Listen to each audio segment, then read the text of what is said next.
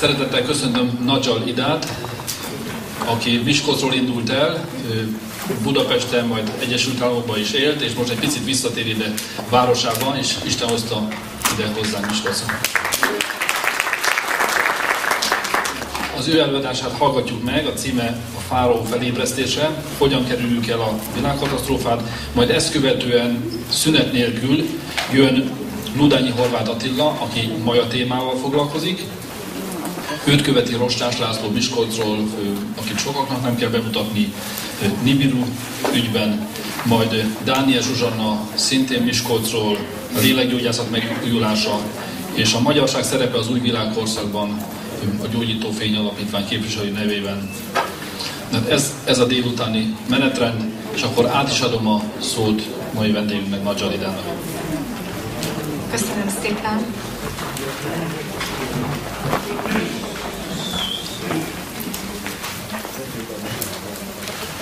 Én rögtön a második kérdéssel kezdeném, hogyan kerülhetjük el a 2012 világkatasztrófát. Mert hogy el lehet-e kerülni valamit is. Amikor először életemben, és épp itt valaki figyelmeztetett, azt hiszem Piroska, hogy honnan is indultam, ismerős arcot láttam, amikor ide beléptem.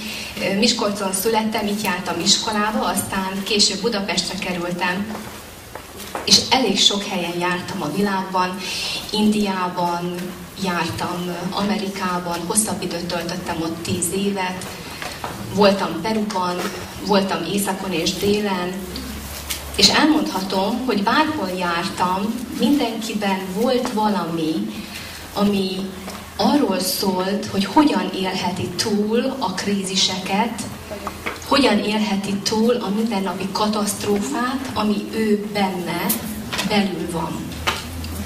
Hiszen a katasztrófa egyszerre több helyen történik.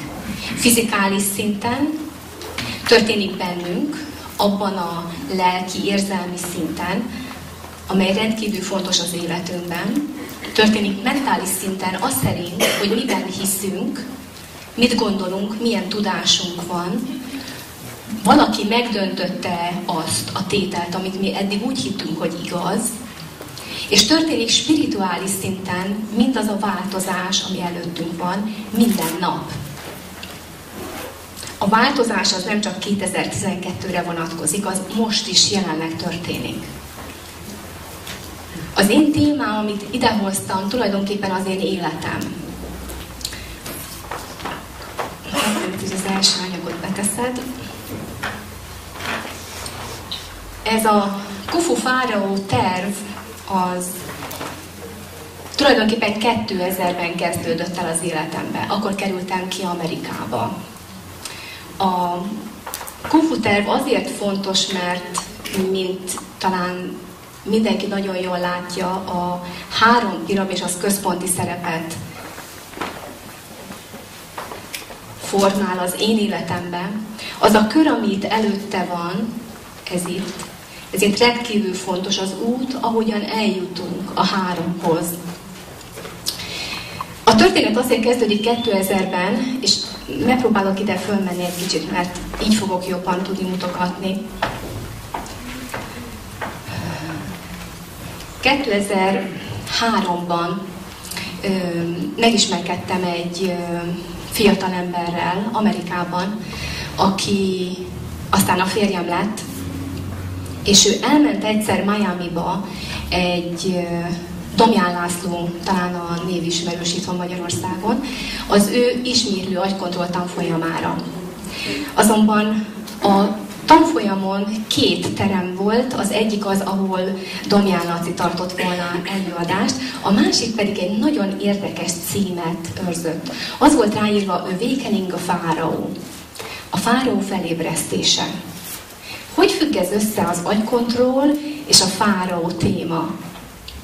A férfi, Andrej Wojcikievics, aki akkor ezt a témát tartotta, Lengyelországban az Agykontroll Egyesület vezetője. Ő tartotta ezt az előadást, és hogy miért?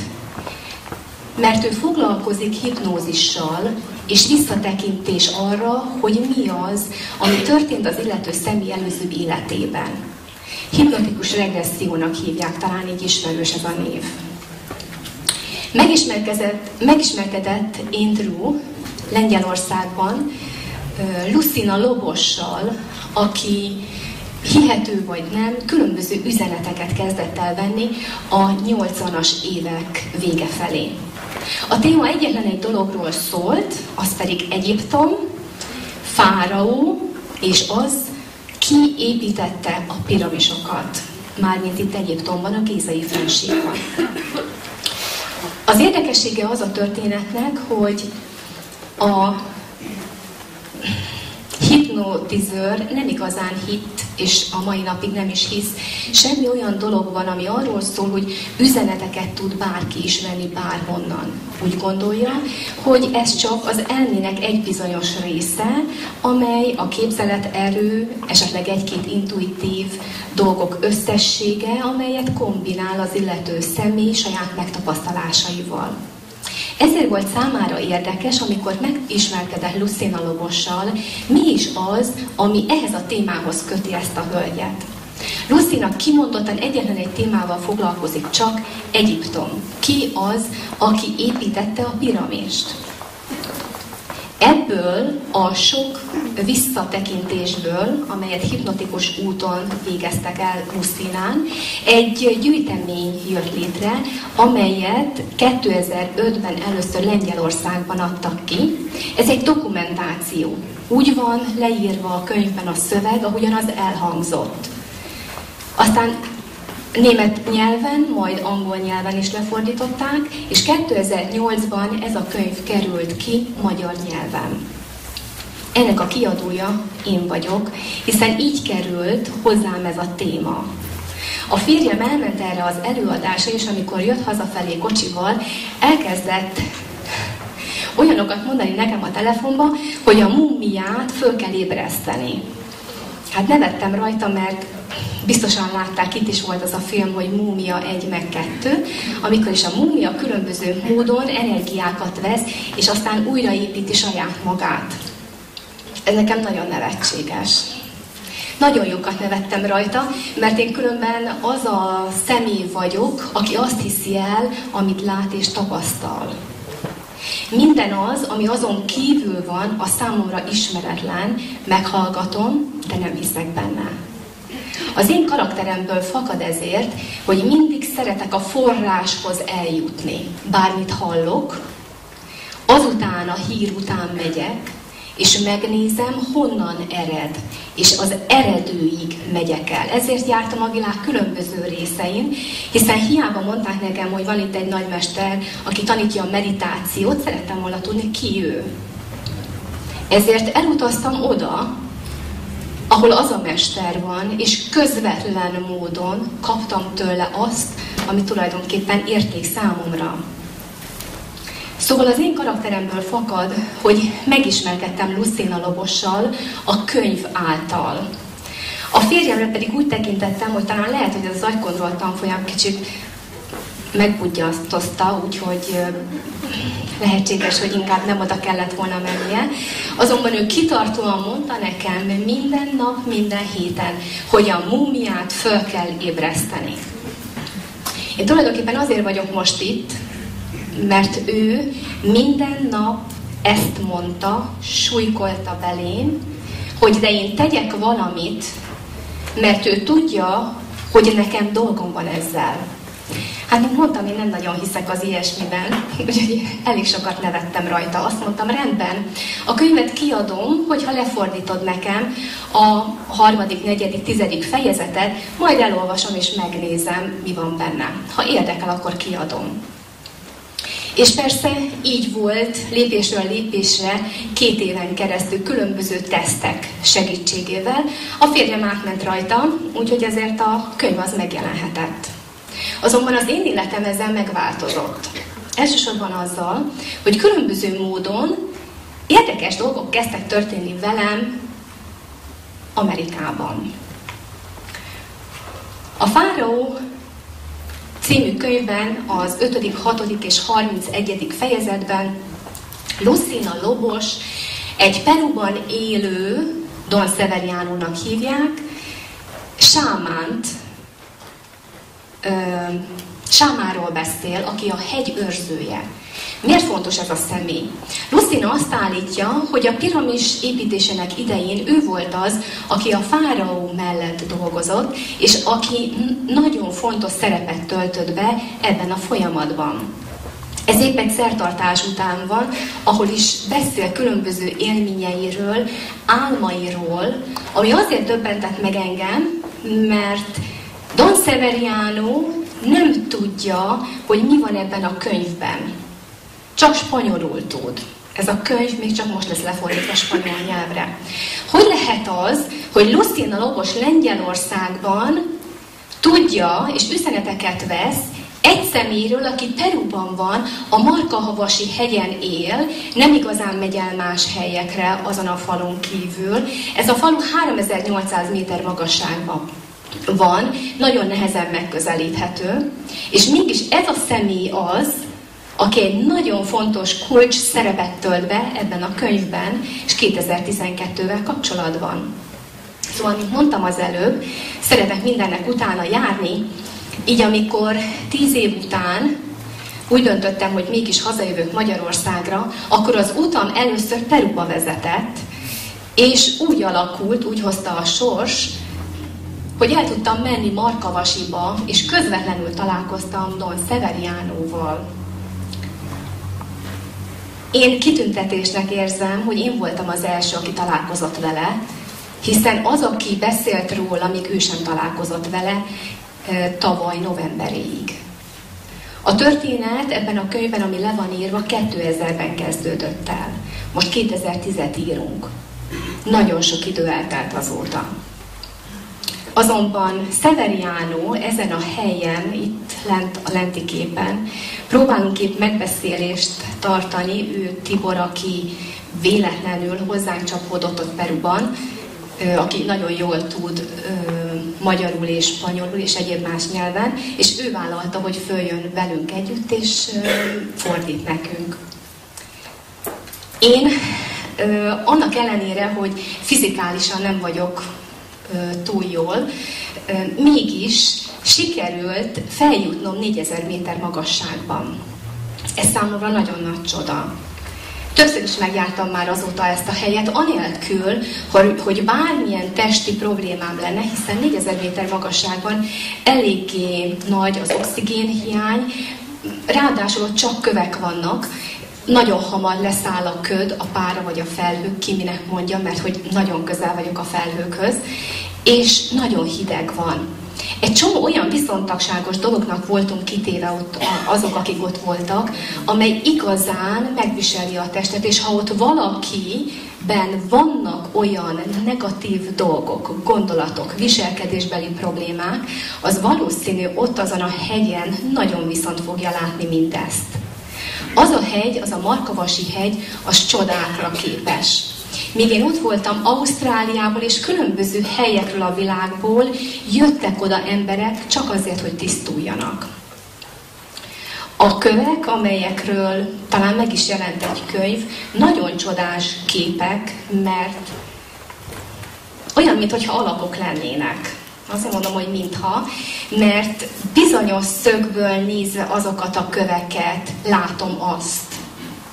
És ezek a kövek, azt szerint, hogy épp nappal van vagy éjszaka, különböző dolgokat csinálnak.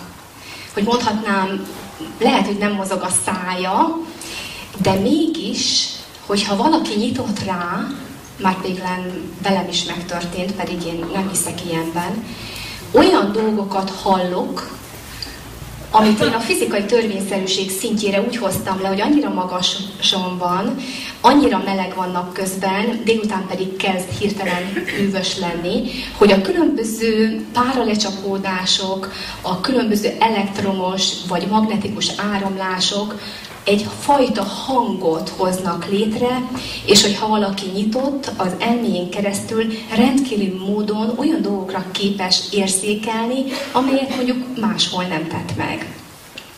A következő kép az arról, vagy az információ arról próbál információt adni mindenkinek, csak így összefogtam nagyon gyorsan, hogy gyorsabban haladjak, hogy Lucina egy olyan személy, egy mindennapi személy, 65 év körüli hölgy, akinek nem az a célja, hogy üzeneteket közvetítsen és pénzt kapjon érte.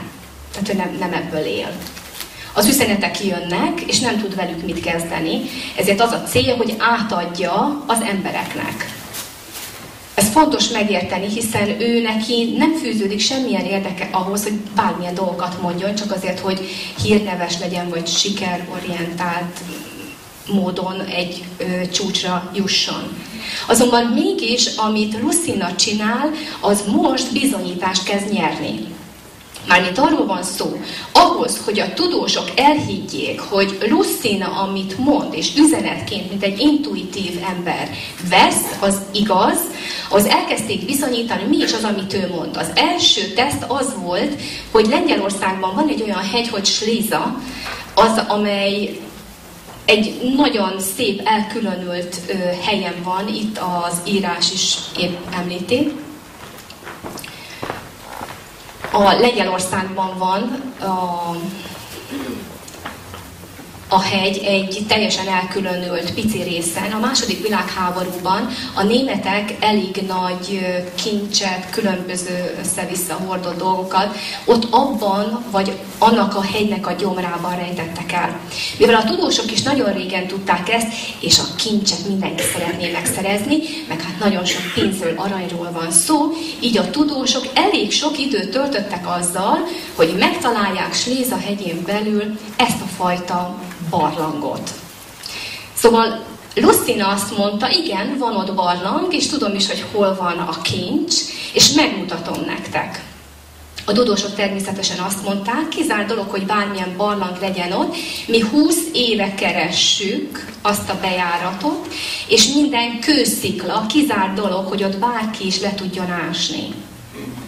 Azonban Lucina, amikor bement az oltárhoz, a templom oltárához, megmutatta azt a helyet, hogy itt kell ásni, és a szikla, amiről azt mondták, hogy szikla, borhanyos földé vált, mert hogy lehetett ásni.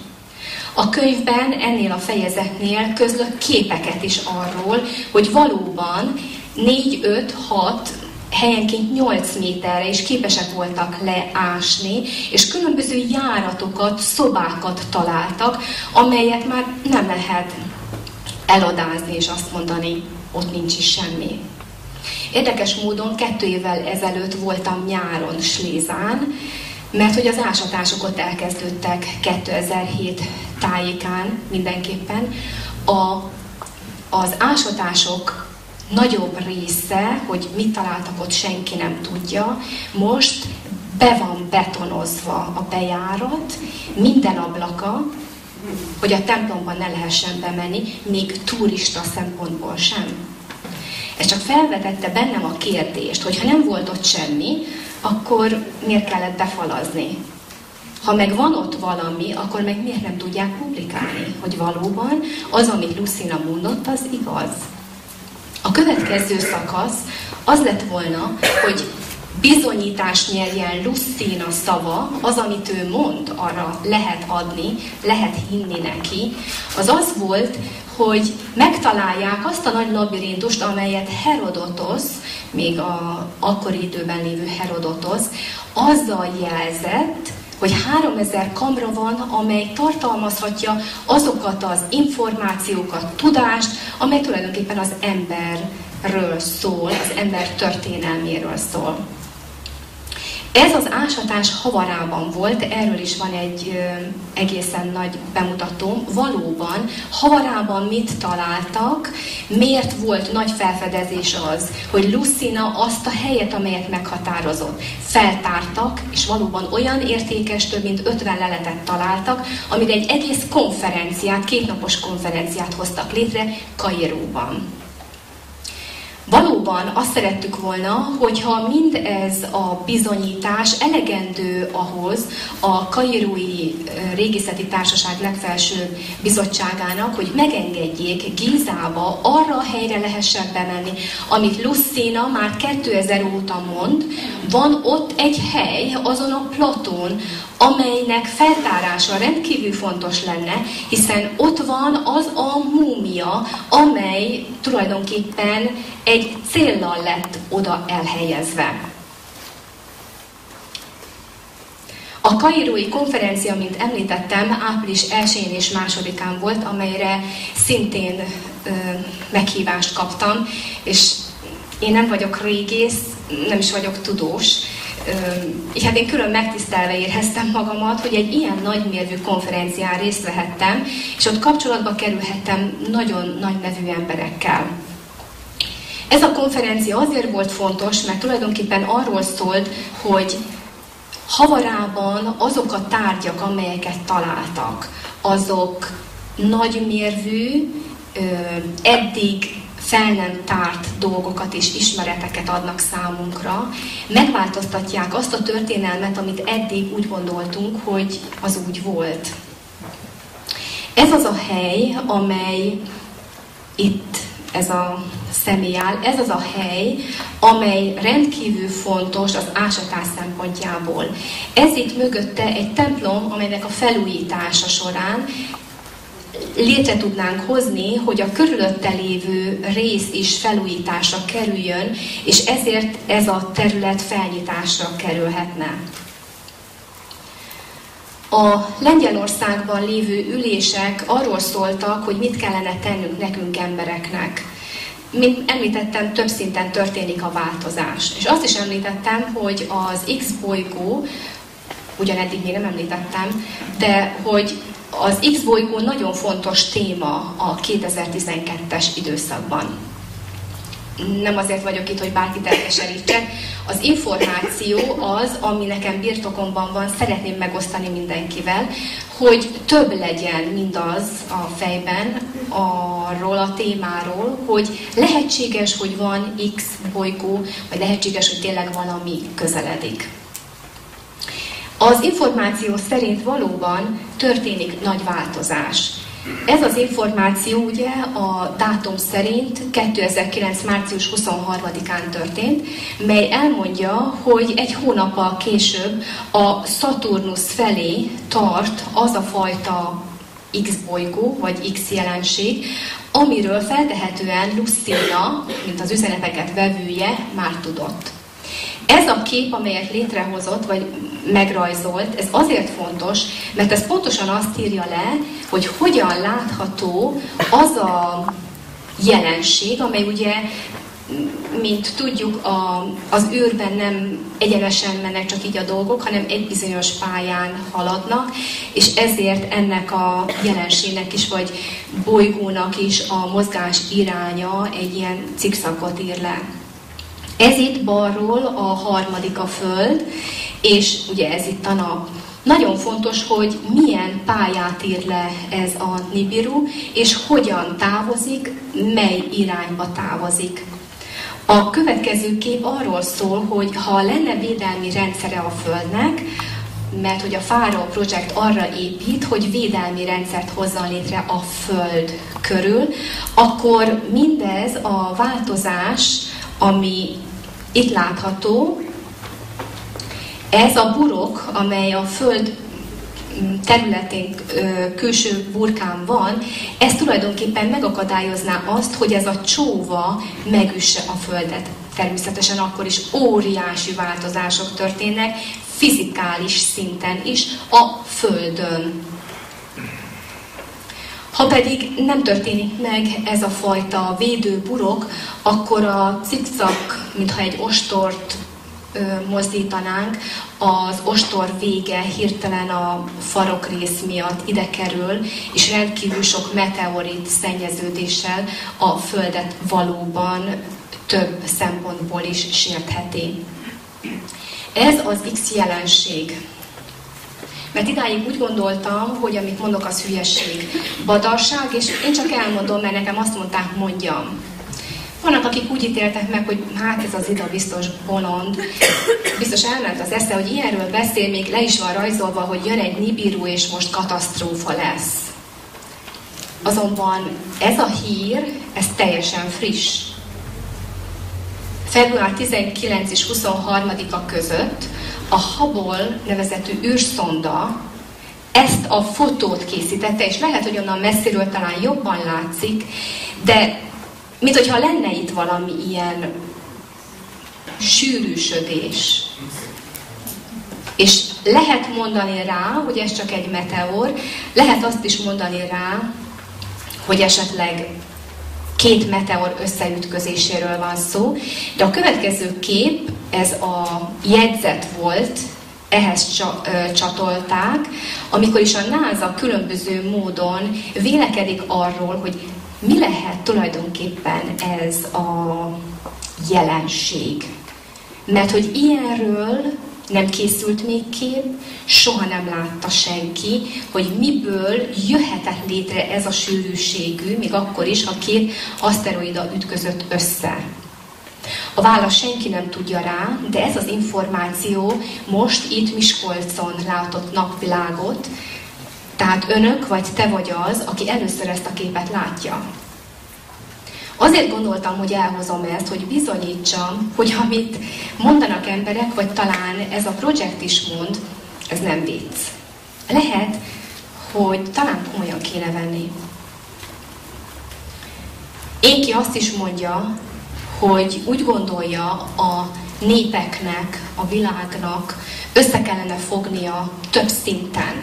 Mert ez olyan, hogy nem csak egy ujjam van, hanem ugye van egyik kézen 5, másikon 5, van, akinek mondjuk 7 ujja van, egyiken is, másikon is, de hogy mindegyik egyhez tartozik.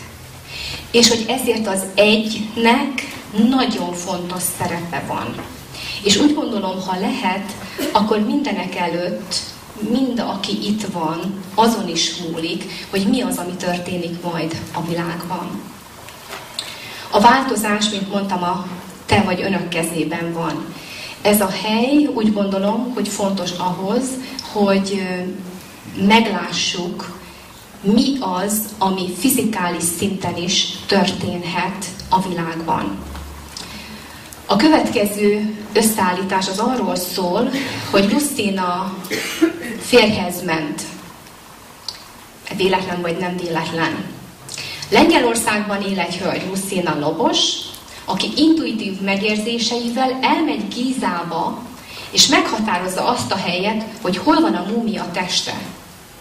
Miközben Amerikában él egy férfi, Bill Brownnak hívják, mérnök, feladta a munkahelyét, otthagyott csapott papot, és azért, aki tudja, Amerikában nagyon fontos a biztosítás és egyéb más nyugdíj, mindent ott hagyott, elment Egyiptomba, és azon a helyen ismerkedtek meg, ahol nekem is volt szerencsém lenni, amit újra megtiszteltetésnek érzek, hogy elhívtak oda ők ketten, oda a labirintus aljába és a 3 piramissal szembe lévő helyre, mert hogy ez a két személy abban a teremben találkozott, ahol látják azt a 3 piramist és a szfinxet egybe, szembe.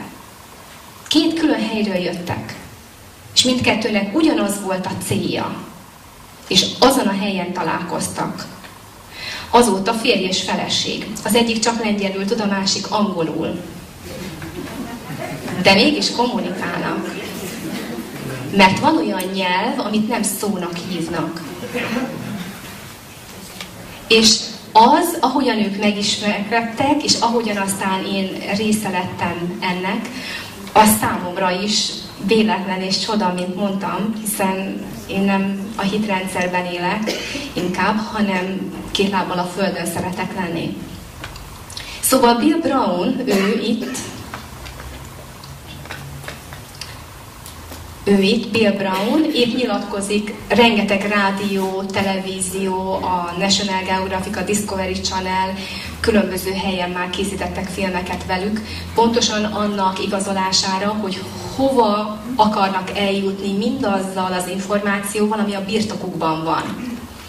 Hogy itt csak megemlítsem, olyan forrásokat említenek, amelyek nem mindennapi források. Olyan emberekkel vannak kapcsolatban, akik elég magas szinten vannak, titkosabb információkhoz is hozzáférnek, nem úgy, mint mi. És ezért tulajdonképpen azok az emberek is érdekes módon támogatják ezt a projektet. Itt jobb oldal Lucina Lobos van. Ugye egy kicsit beszéljek a védelemről, hiszen idáig azt mondtam, hogy feltehetően mi közeledik. De hát minden ellen lehet védekezni. Így például az első, ami fontos számomra, az, hogy minden, amely a világban van, vagy az univerzumban van, sajátos védelmi rendszerrel rendelkezik, és nem tudjuk, hogy mi az. A mi tudásunk eléggé szűklátókörű, és nagyon-nagyon picit tudunk mindarról a világról, ami körülöttünk van. Ez azonban egy fotó, amely a napkitörések és a nap áramlásaival szemben egy olyan fotó, amely lefotózta itt a Föld, milyen módon védekezik önmaga a Föld. Ezt magnetikus erőnek hívják. A következő védelmi rendszere az ionszféra. Az ionszféra rendkívül fontos, mert az ionszférák, ahogyan haladunk fölfelé, vagy távolodunk a Föld légkörétől, az szerint különböző távolságokra más és más anyag szerkezetet találunk. Azért fontos ez, mert itt ezen az ábrán látható itt lent, hogyha megvan a burok, a magnetikus burok, ugyanakkor megvan az a plazma is, amely az ionszférán belül és kívül védelmet ad, akkor tulajdonképpen már két védelmi rendszere van a Földnek. Mondhatják a tudósok, mi, spirituális emberek, olyan emberek, akik végül is nem tesznek semmit, úgymond spirituálisan, de a hétköznapi életben élnek, így amikor jártam Peruban, csak úgy ott a hegyen, a mindennapi embere tudja, hogy változik a Föld, amely egy ritmusban van, és a ritmus nagyon fontos mindenki életében, mert a ritmus az, ahogyan a Föld is él, egyfajta ütemben halad előre. És az ember azt nem képes megállítani. Az ember nagyon picike hozzá. Az ember része lehet ennek az egésznek, de nem hiszem, hogy van ereje bármiben is, hogy képes legyen óriási univerzeket megváltoztatni. Hiheti, hogy képes rá.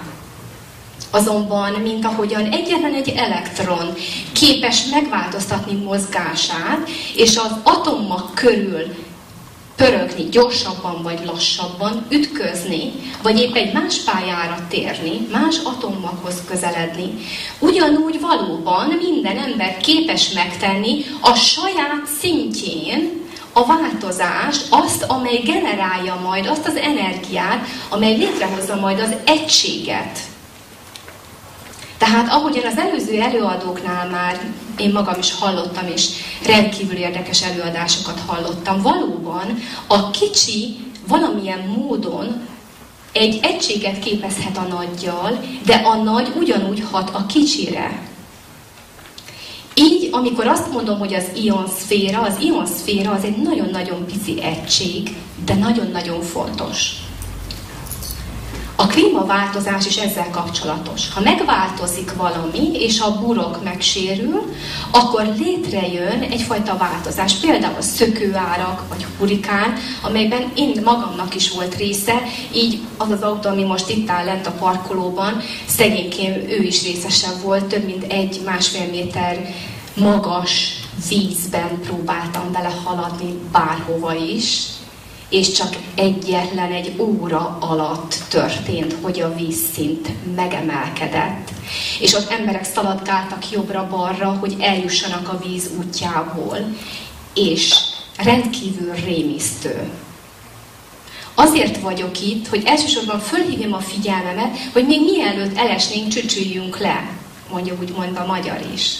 Tehát jobb úgymond fölkészülni valamire, mint hirtelen, ha meglepetésszerűen ér bennünket, nem tudjuk, mit tegyünk. Én azért tudtam megmenteni a kocsimat, és most már vezetni vele, mert tudtam, mit kell tenni, hiszen előtte információkat olvastam arról, le kell állítanom a kocsit, nem kell vele mennem semmit, hogyan kell elmenekülnöm egy ilyen helyről. A tudás az sokszor életeket menthet. A következő kép, amiről szeretnék beszélni, ez Amerikában van.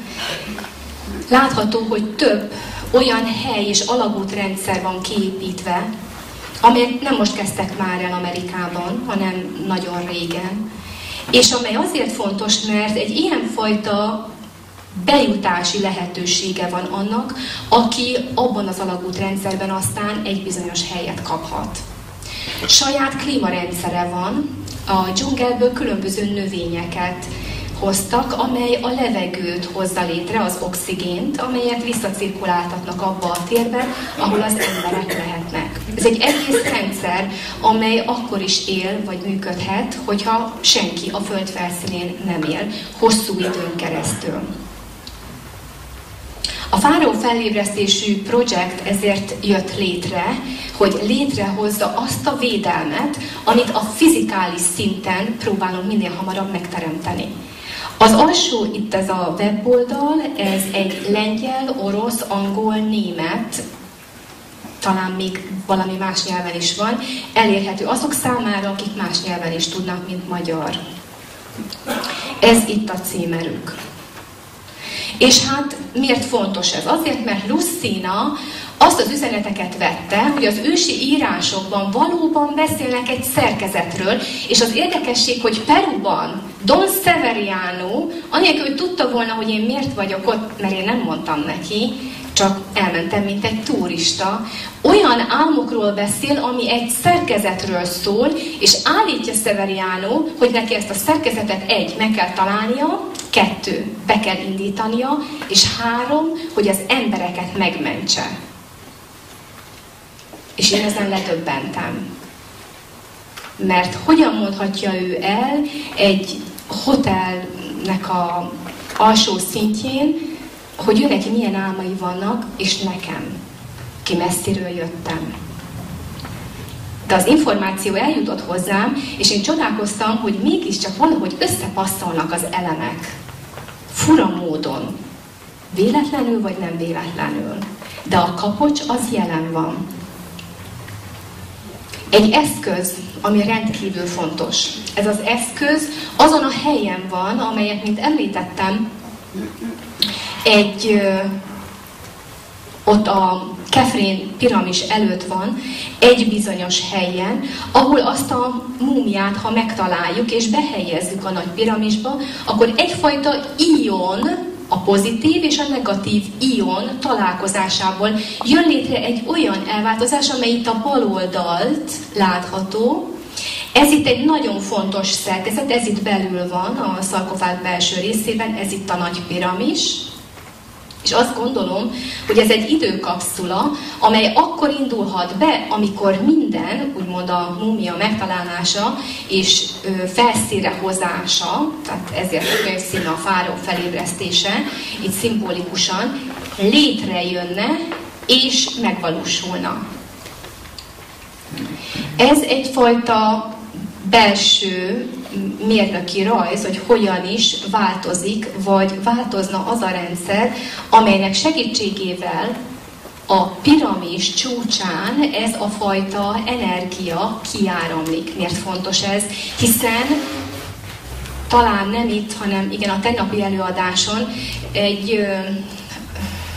megismerkedtem tegnap egy férfivel, aki különböző piramisokról beszélt, és arról, hogy valóban a piramisok a Föld különböző pontján várnak valamire. Úgymond valamiért ott vannak. Hogy várnak, azt most nem akarom mondani, de hogy valamiért ott vannak. Azok valamiért meg lettek építve.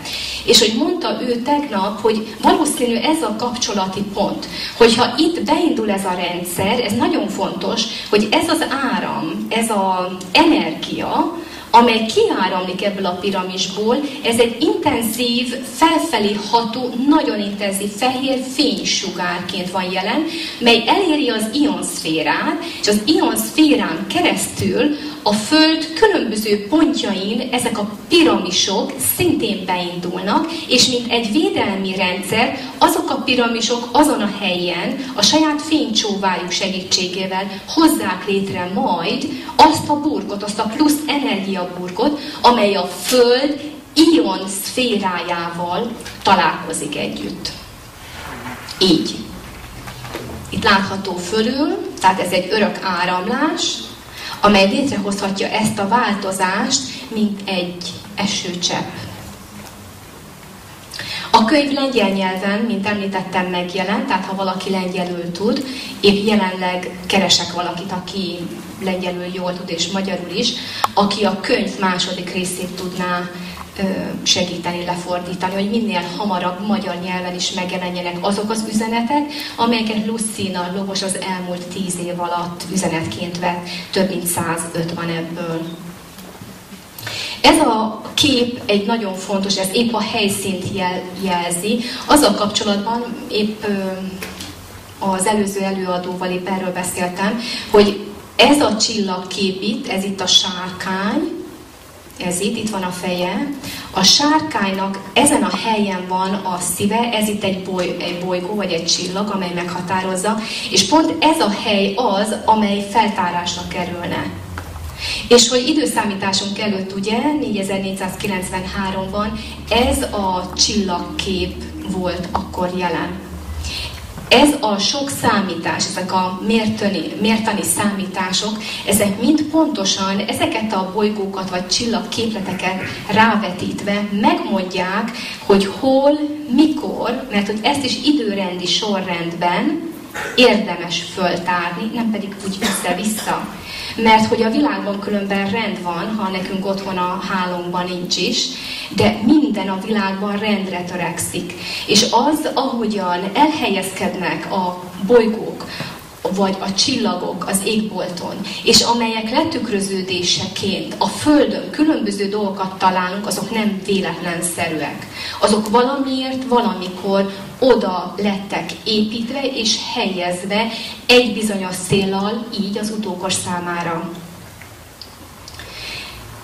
Mint említettem, a lengyel alapítvány Dars Sviatovidának hívják. Ezen a weboldalon lehet elérni, és ilyen nyelveken olvasható most már. Ez pedig a Magyarországi Leila Alapítvány, amelynek különben elnöke vagyok, és könyveket is többek között adok ki az elmúlt 10-20 év alatt. Köszönöm szépen megtisztelő figyelmüket.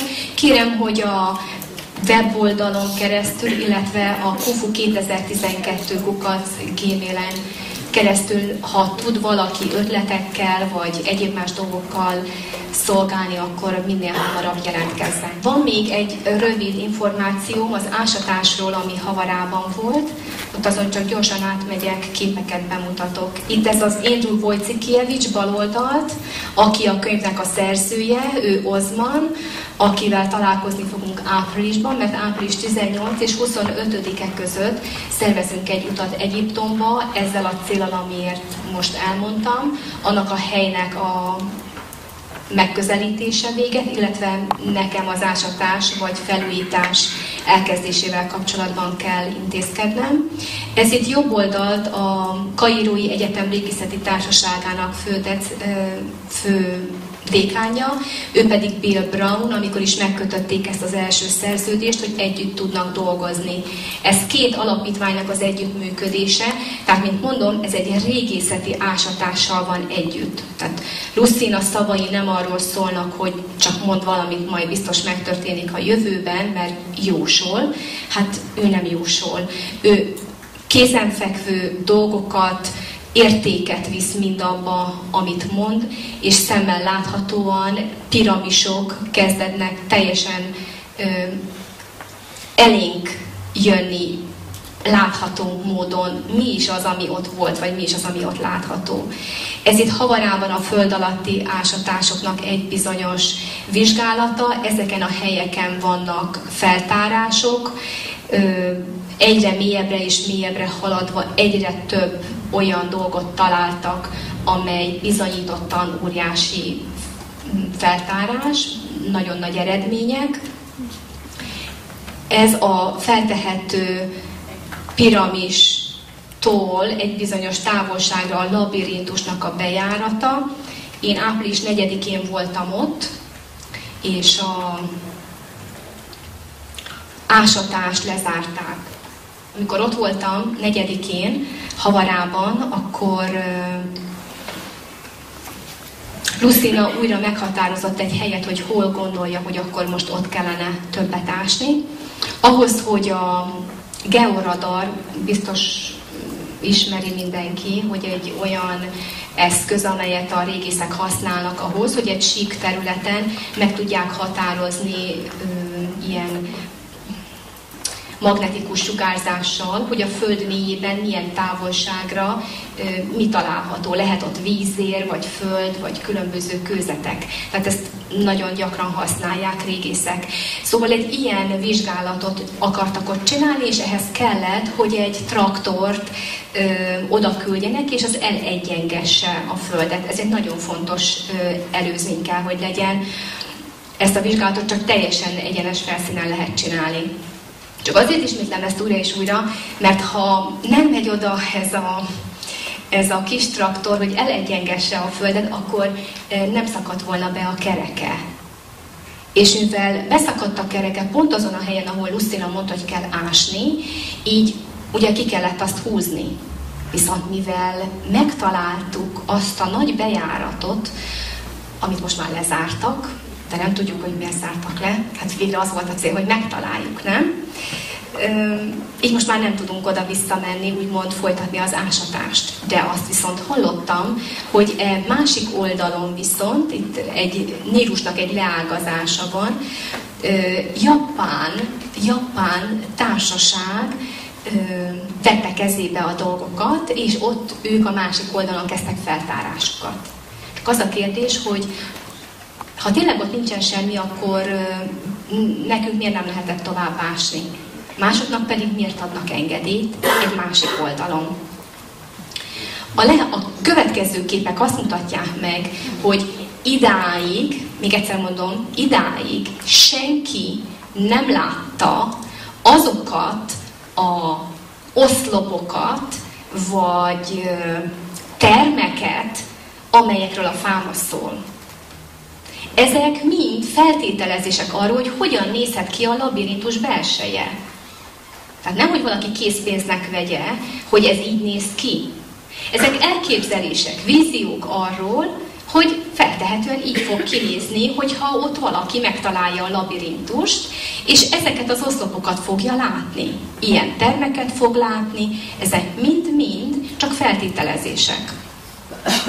Ezt a módszert tehát két módon igazolták. Az egyik Lucina szavait igazolta az, hogy végeztek georadar felméréseket, és az űrszonda ugyanarra a helyre megnézett alaprajzait, szintén látható volt ugyanazon a helyen az az anomália, tehát egy eltérő dolog a normálistól, hangban, jelenségben, kőzetben, amit ott különben lehetett volna találni. Itt azonban látható pontosan, hogy az, amit Lucina mond, az valamilyen módon igazolást nyer. Ennek eredményeképpen a konferencián, most csak itt ezt megmutatom még, mert ez érdekes, láthatók ezek a képek, ez felülről van, ezt a georadar készítette, Lucina megmondta, hol nézzék meg, és valóban különös dolgokat lehet itt látni, mint hogyha itt ilyen kis szobák, vagy zárt szarkofágok lennének egymás mellett sorba, vagy egymásra rakva, ezt ugye ebben az esetben senki nem tudja. De hogy eltérő, az biztos, mert itt meg nincs semmi. Meg ugye itt sincs, ezek különben vízerek, amelyek itt láthatók. Itt viszont ez határozottan látszik, hogy valami más. És ilyennel tele van az a kőzet, főképp itt lent is látható, ezen a részen, ez ide tartozik, ami eltérő a hagyományostól. Itt különböző számítások vannak, aki mérnök azt tudja, hogy itt vizeket néztek, különböző fúratok vannak, ezzel most nem akarok senkit untatni. Ezek bizonyítékai annak, hogy körbe pásztázták azt a piramist, és valóban látható, hogy a piramis környékén, azon belül különös dolgok vannak, és érdemes lehetne föltárni. Ez itt csak egy... ő a férjem. Neki köszönhetem, hogy én most itt állok. Ez pedig a konferencián itt a tagjai az alapítványnak, ennek a Fáraó Projektnek, ő egy német férfi, ő az Osman, ő a felesége neki, ő Máriusz, ő volt az elnöke ennek az alapítványnak, Bill, Lucina, ő egy hölgy, akinek kapcsolatai révén Egyiptomba sikerült több mindent elérnünk. Ő Ivona, a könyvben a lány, aki minden nap, minden reggel mosolyog, és ő pedig Andrew Wojcickiewicz. Ő a konferenciának az elnöke, dr. Ala Sahin, és ez egy olyan plakett, amit a világon először kapott meg egy olyan személy, aki intuitíven mond meg dolgokat, és ezt elismeri a tudomány. Lucina itt kapja meg ezt a plakettet. Itt különböző emberekkel itt, ahogy találkoztam. Ezek különböző leletek. Itt van egy maszk, ami azért fontos, mert egy olyan anyagból van, amely, ilyet nem tudnak, hogy milyen anyagból, csak lehet tudni, hogy fa. De ez egy olyan fa, amit nem tudnak, hogy milyen fa, és át van itatva arannyal.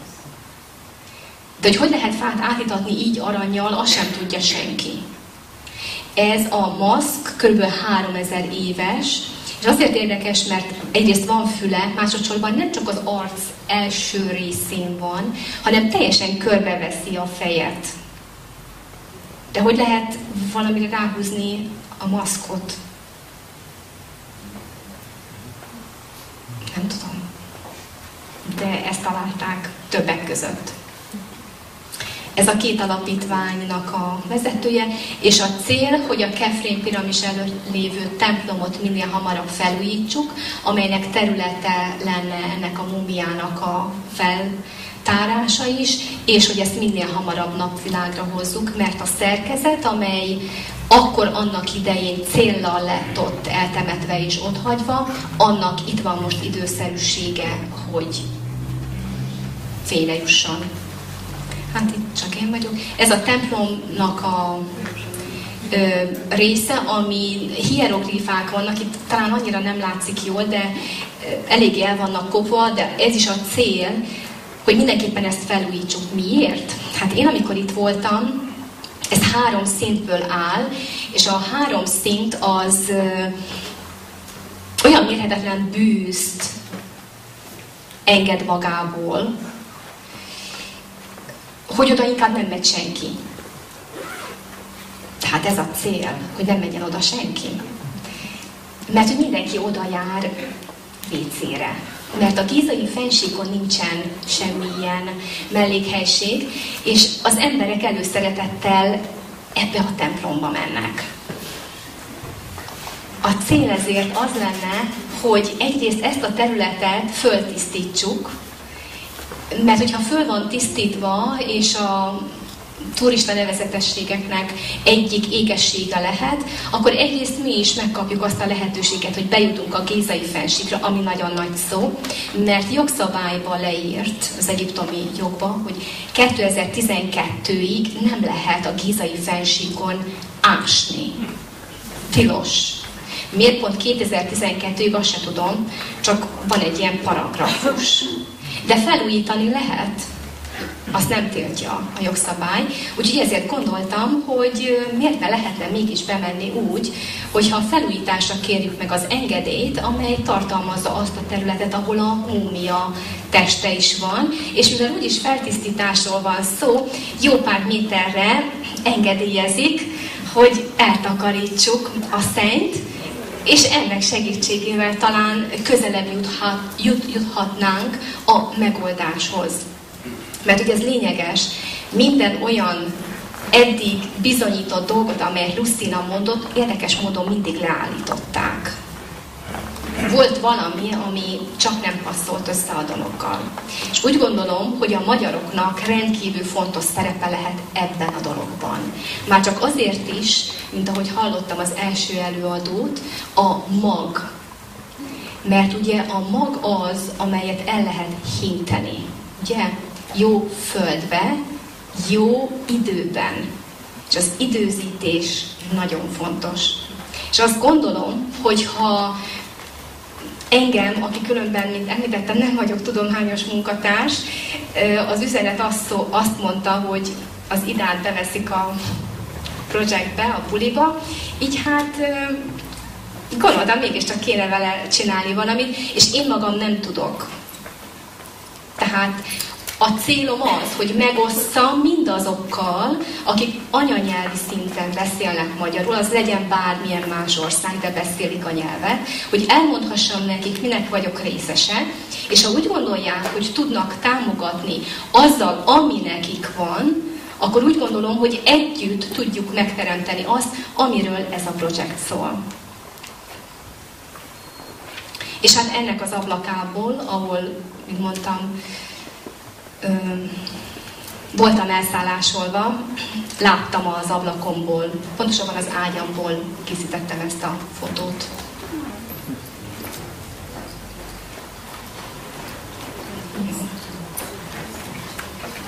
Ő Lucina Lobos, és az ott a hely ott középen. Ez pedig itt mögötte a templom.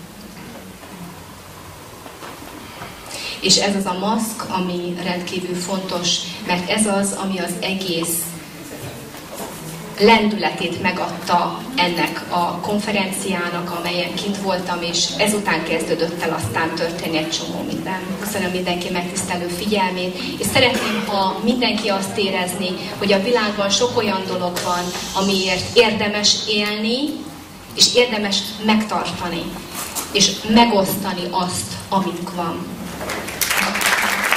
A boszniai piramisokról hallott-e, és valamilyen összefüggést látott? Igen, hallottam a boszniai piramisokról. Pontosabban elég közeli kapcsolatba is kerültem vele az elmúlt időben. Persze, mint ahogyan említettem, minden piramisnak van szerepe, így a Pilisben lévő piramisoknak, Peruban, Egyiptomban, Amerikában, északon, délen, Indiában, mindenhol, ahol van valamilyen piramis, nagyon fontos szerepe van. Persze az emberek még nem tudják, hiszen koronként változott, melyik volt az, amelyet építettek sok-sok-sok-sok 10 000 évvel ezelőtt. Koronként mindegyik változott, egyrészt azért, mert mindig, ahogyan civilizációk változtak, egyrészt más technológiát is használtak. Ezért nem lehet tudni, hogy a szerkezete maga annak a piramisnak, vagy a kőzete, amelyből készült, az épp miért olyan, amiért mi manapság sem tudunk, hogy miért abból van. Hallott esetleg arról, hogy mi magunk az emberek olyan elektromágneses mezővel rendelkezünk, amely a piramisoknak a geometriájához hasonló. A NASA végzett ezzel a kísérletet. Igen, ha esetleg vissza lehet majd tekerni, biztosan emlékszel arra, amikor azt mondtam, tegezhetlek, ugye? Hogy minden ember egy-egy elektron. Emlékszel erre? Igen, nem véletlenül mondtam, mert hogy ez rendkívül fontos. Az emberek azt hiszik magukról, hogy ők úgymond test, mert ez a vízió, amire ráébredtünk, ahogyan megszülettünk, ez egy anyagi forma, de tulajdonképpen, mint úgymond emberi lény, így mondanám, nem csak egy dologból áll. Tehát több rétege van, több rendszerben van, párhuzamos rendszerekben vagyunk képesek lenni egy időben. Csak erre egy sztorit hadd mondjak el, amikor a 90-es évek elején, igen, Piroska, sem nagyon híres leszel. A 90-es évek elején voltam olyan helyzetben, hogy egyszer mentem a buszon, és szólt rám egy fiatalember, hogy hát és te hogy képzelted ezt, hogy amikor ott voltam melletted, és beszéltem hozzá, te nem szóltál hozzám vissza. Én megdöbbentem, hogy hol voltam én, és mikor. Én tudom, hogy te voltál, hát ott álltál mellettem. Mondom, én akkor nem voltam ott, nem is voltam Miskolcon. És hogy azóta sem tudom megfejteni a dolgot. Ő állítja, hogy ő látott engem, tudja, hogy néztem ki, még azt is tudja, hogy milyen ruha volt rajtam, de én akkor nem voltam ott. Mármint én nem tudok arról, tehát az Ida nem tud arról, hogy én akkor ott voltam. De ő látott, és még beszélt is hozzám. Tehát az az élet különben, amit már így én megéltem az elmúlt, most nem mondom a koromat, de sok év alatt, az alatt rendkívül olyan sok nem kézzelfogható dolgot tapasztaltam meg, amire én csak egy ilyen kérdőjelet teszek, mert nem tudom rá a választ. De azt tudom, hogy megélem. És azzal, hogy megélem, azzal elkezdek más lenni.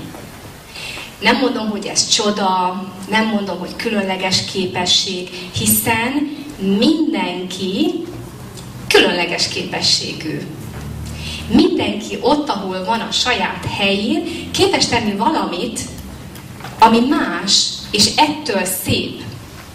Mert, mint mondtam, az elektronok és a kristályok egyedül magában nem áll egy atom.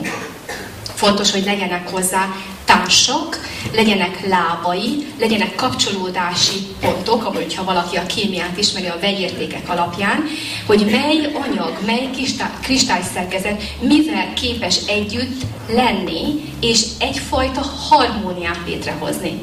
Ami a külső szemlélő számára lehet egy szép kristály, mások számára meg csak egy fekete kő.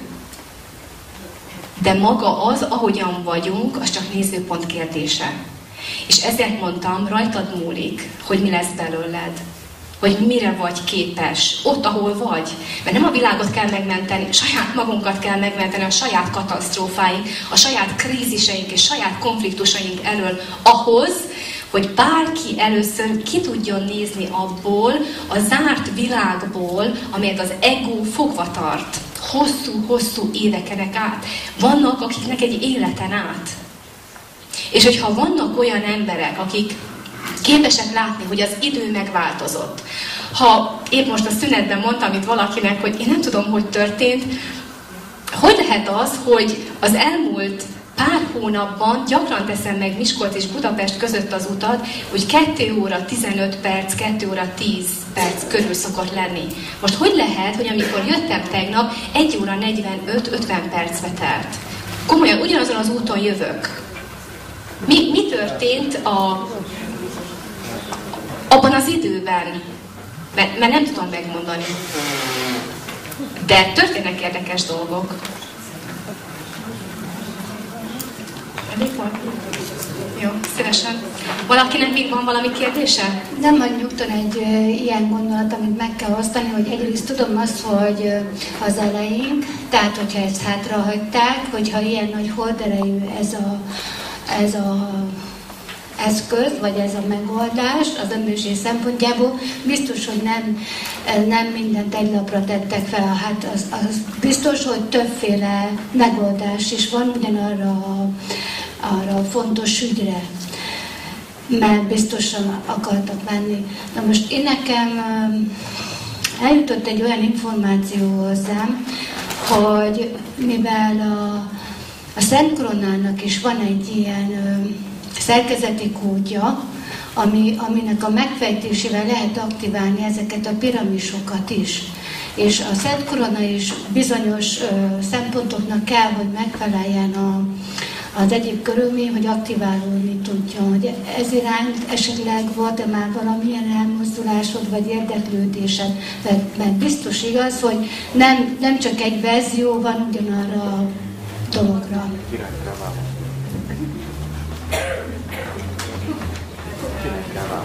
Nem tudom, hogy a válaszom érdekes lesz-e, vagy nem.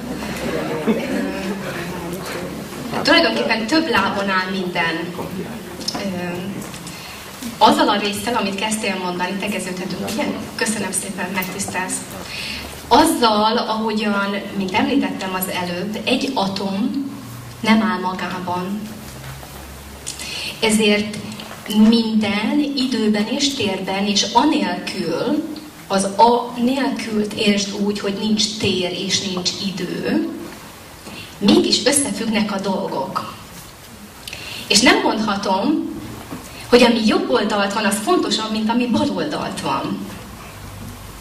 Így hát az a kérdés, amit most mondtál, vagy feltettél nekem, hogy mindenre van több megoldás, én nem ezt mondanám, hogy mindenre van több megoldás, én azt mondanám, hogy az irány, amely felé haladunk, több irányból haladhatunk, egyszerre párhuzamosan történhetnek dolgok, amely létrehozhatja majd a végső megoldást, ha egyáltalán ez csak az emberi elme gondolja, hogy van megoldás, mert hogy a világban minden önmagáért van.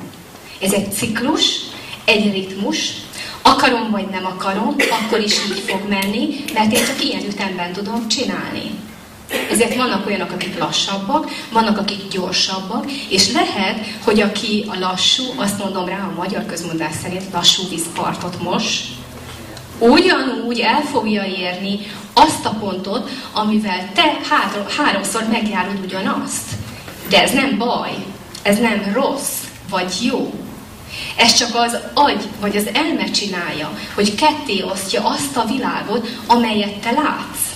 Jobbra vagy balra, előre vagy hátra, de ez csak ebben a világban van.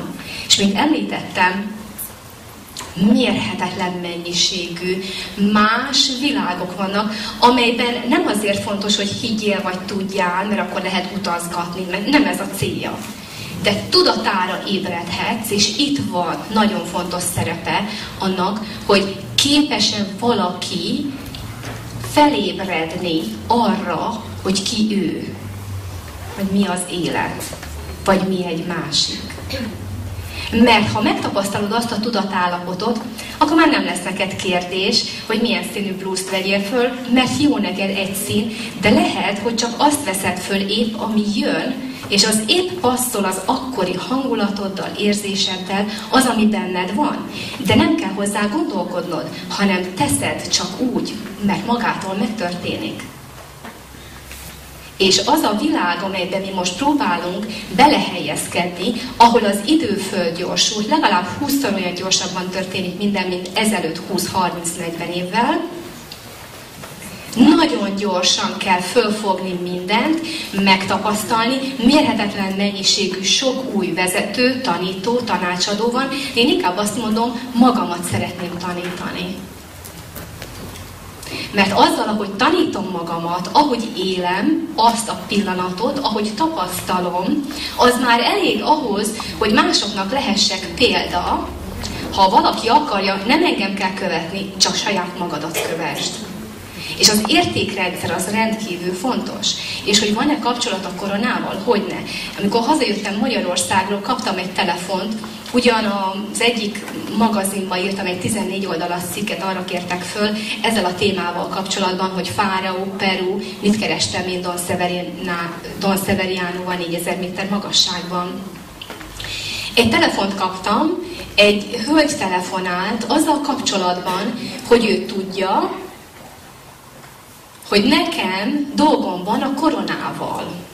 Hát én mondtam, ne haragudjon, azt mondja, mi most jöttem haza, nem is tudom, mi van itthon, vagy miért kéne nekem bármit is csinálni a koronával. Különben nem is láttam még a koronát, megmondom őszintén. Kb. Fél éve tervezem, hogy el kéne menni megnézni legalább már, ha ez a hölgy szólt nekem, de valahogy csak nem jutottam oda. De miért érdekes ez? Mert a hölgy olyan anyagokat kezdett így ideadni nekem, ami most nem tudom megmutatni, de az 5. tehermentesítő falra volt fölírva, ez egy kód. Szerinte ez egy kód. Ez egy egyetlen egy blokkból álló hierogrifa, amely azért fontos, mert ő egy egész rendszereket ír le róla, és így például a koronáról is. És hogy neki honnan jön, hogy ez nem madár, hanem nem tudom, a dob, a hang, mert hogy ő hangtónusokról beszél, hogy ő erről az egy figuráról elmondja nekem, hogy dimenzióváltás van, és most épp hol tartunk, és hogy a dimenzióváltás mely hangnál fog belépni, hát ez nekem egy egész csoda. De ő azt mondja, mégiscsak jó lenne, mert ő ezt kapta, hogy én erről beszéljek. Tehát mondom, én nem értek hozzá. Tehát biztos, hogy van kapcsolat valami, én nem tudom mi, majd valaki megmondja mi.